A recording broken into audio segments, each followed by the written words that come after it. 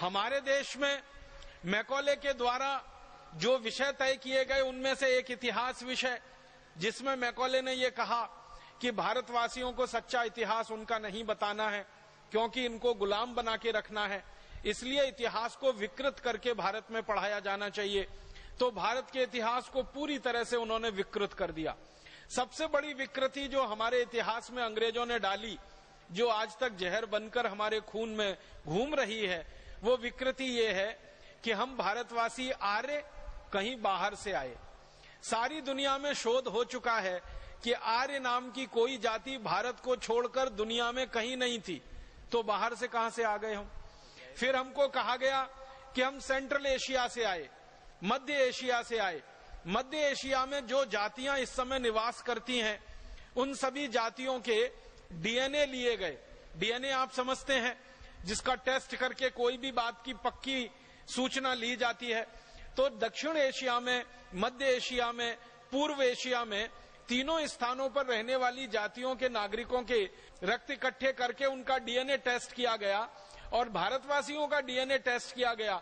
तो पता चला कि भारतवासियों का डीएनए दक्षिण एशिया, मध्य एशिया, पूर्व एशिया के किसी भी जाति समूह से नहीं मिलता है। तो ये कैसे कहा जा सकता है कि भारतवासी मध्य एशिया से आए, आर्य मध्य एशिया से आए?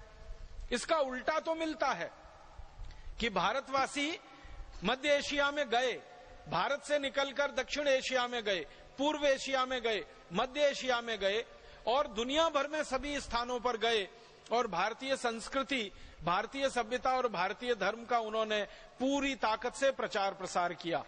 तो भारतवासी दूसरी जगहों पर जाकर तो प्रचार प्रसार करते हैं, उसके प्रमाण हैं, लेकिन भारत में कोई बाहर से आर्य नाम की जाति आई, इसके प्रमाण अभी तक मिले नहीं और इसकी वैज्ञानिक पुष्टि भी नहीं हुई। इतना बड़ा झूठ अंग्रेज हमारे इतिहास में लिख गए और भला हो हमारे इतिहासकारों का, उस झूठ को अंग्रेजों के जाने के 63 साल के बाद भी पढ़ा रहे हैं।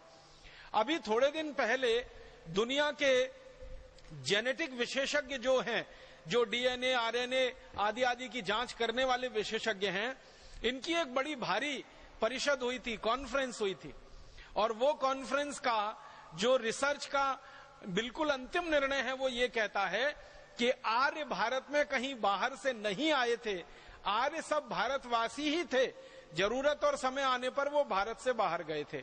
अब आर्य हमारे यहाँ कहा जाता है श्रेष्ठ व्यक्ति को, जो भी श्रेष्ठ है वो आर्य है। कोई ऐसा जाति समूह हमारे यहाँ आर्य नहीं है।